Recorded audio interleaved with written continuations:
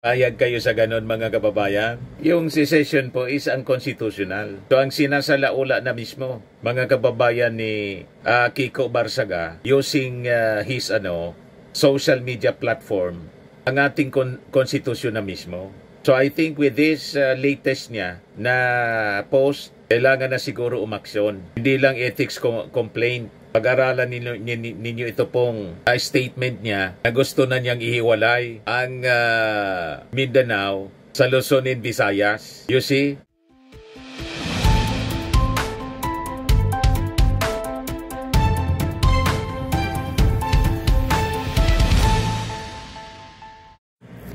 Hello po mga kababayan, si Dante Maravillas. O yung mga members, mga kababayan ng Lakas CMD, nagpaplano na mag-file ng ethics complaint. Panibago yata to laban kay Kiko Barsaga, Cavite 4th District Congressman Kiko Barsaga. Ito yung latest na balita ngayon. Members of Lakas Christian Muslim Democrats, Lakas CMD are eyeing an ethics complaint against Dasmariñas City Representative Kiko Barsaga for what they called his baseless accusations against fellow lawmakers. I-expel na ninyo yan si Kiko Barsaga. Ay panibagong post na naman nga po sa kanyang Facebook account. Nanggagatong na po ng secession dyan sa Mindanao. Gustong tularan si Normie Suari noong panahon. Si Normie Suari nga po tumigil na, nanahimik na. Ngayon, ang pumalit mga kababayan si Kiko Barsaga, hindi man taga Mindanao. So palpalin ninyo mga kababayan, itong si Kiko Barsaga, dapat i-expel na ninyo yan. Tingin ko may nanggagatong po, baka nagpupundo rito galing sa ibang bansa, pero neighbor, ginugulo ang Pilipinas para i-weekend po yung ating bansa. O ito yung post niya mga kababayan. Bago pa lang ito, ngayon pa lang, ilang minutes pa lang mga kababayan, pakinggan ninyo. My fellow citizens, it's now time for us to heed Mindanao's calls for secession. As the second largest island in our country with a population of almost 28 million people, the interests of the people of Mindanao is not one we can ignore or consider as less important than those of the people of Luzon. In the past 3 years, the Marcos administration has been criticized for its biased policy and its favoritism towards the NCR. Yan ang post niya ngayon mga kababayan. Sinisiraan yung ating Pangulo pagkatapos gustong iwala yung Mindanao. Mindanao is capable of being entirely self-sufficient with our abundant natural resources and competent labor force. Tingin ko may nanggagatong dito na foreign power para guluhin po, dividing conquer po. I can sympathize with their anger. As a representative from peligroso po itong panggagatong ni Kiko Barsaga. Kailangan siguro supalpalin ito. Tama ito ng mga congressmen, mga kababayan. Supalpalin ng mga congressmen ng Mindanao. Cars and planes.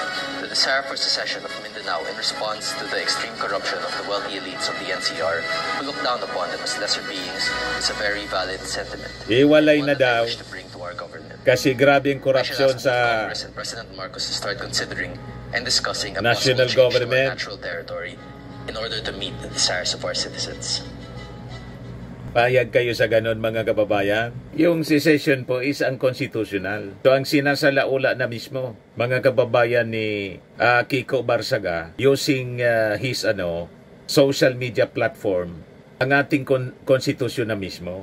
So I think with this latest niya na post, kailangan na siguro umaksyon. Hindi lang ethics complaint. Pag-aralan ninyo ito pong statement niya na gusto na niyang ihiwalay ang Mindanao sa Luzon and Visayas. You see? So anyway, wala man sigurong papatol sa mga panawagan panggugulo po ni Kiko Barsaga. Pero importanteng papanagutin siya sa kanyang mga pinagagawa. So this time, balikan natin yung kwento mga kababayan. Yung mga members ng Lakas CMD, plano na mag-file ng ethics complaint laban po kay Kiko Barsaga. So sabi dito, Lanao del Sur, Representative Alonto Adjong, Lakas CMD eyes ethics rap versus Barsaga for spreading lies, for spreading fake news, baseless claims. Sabi niya, Barsaga should stop hurling unfounded charges and instead focus on crafting laws that would benefit not just his district but the entire nation. It's pure nonsense, anya. Sabi po ni Adjong sa interview ng mga reporters. Si Adjong po, taga Mindanao. Malamang ito kasi latest yung statement ni Kiko Barsaga. Malamang mamaya or bukas mag-react yung mga congressmen from Mindanao. At supalpalin itong si Kiko Barsaga, mga kababayan. Sabi po ni Adjong, the House Committee on Suffrage and Electoral Reforms chairperson, he also dismissed as pure fiction Barsaga's claim that the recent Lakas CMD meeting at the Manila Golf and Country Club revolved around alleged backroom deals involving late Representative Ferdinand Martin Romualdez, the Department of Justice at saka Malacanang. Adjong also denied Barsaga's claim na yung pinagmitingan is about Romualdez na gustong gawing state witness daw by the Department of Justice protecting House Majority Leader Sandro Marcos in supporting President Ferdinand Marcos Jr. in exchange for protecting Senator Bong Revilla, Representatives J.J. Suarez, Roman Romulo, Adjong, and Senator Francis Escudero. Nasabihan niya, will be implicated by First Lady Lisa Araneta Marcos using Independent Commission for Infrastructure. Matindi, mga kababayan, na mga aligasyon. Kaya sabi ni Adjong, si Congressman Roman Romulo niya is not even a member of Lakas CMD and was nowhere in the meeting. Meanwhile, si Sandro Marcos niya, Majority Leader Sandro Marcos of Ilocos Norte, only attended the gathering to thank party members for their strong support in passing the proposed 2026 national budget.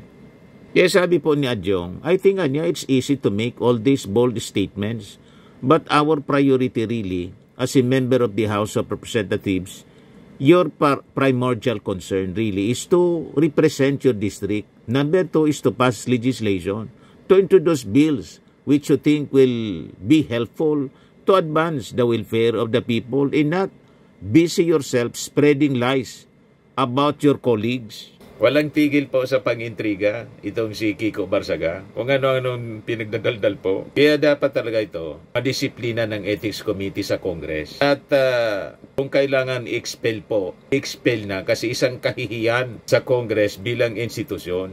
Kailangan siguro nito check up muna. Kakaiba po kung mag-behave. Talagang may problema. Kahit saan anggulo mo tingnan itong si Kiko Barsaga kung paano mag-behave. Sabi po ni Adjong, yung mga members niya ng Lakas are seriously contemplating filing an ethics complaint kasi medyo yung accusations na ganon, allegations na ganon is already abused his privilege being a member ng House.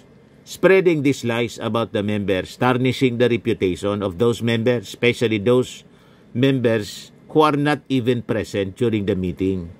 Lakas members are seriously contemplating filing an ethics complaint, sabi po ni Adjong. This has to stop. I mean, this is spreading of lies and bold accusations against members of the House without even providing any evidence has really to stop this kind of behavior.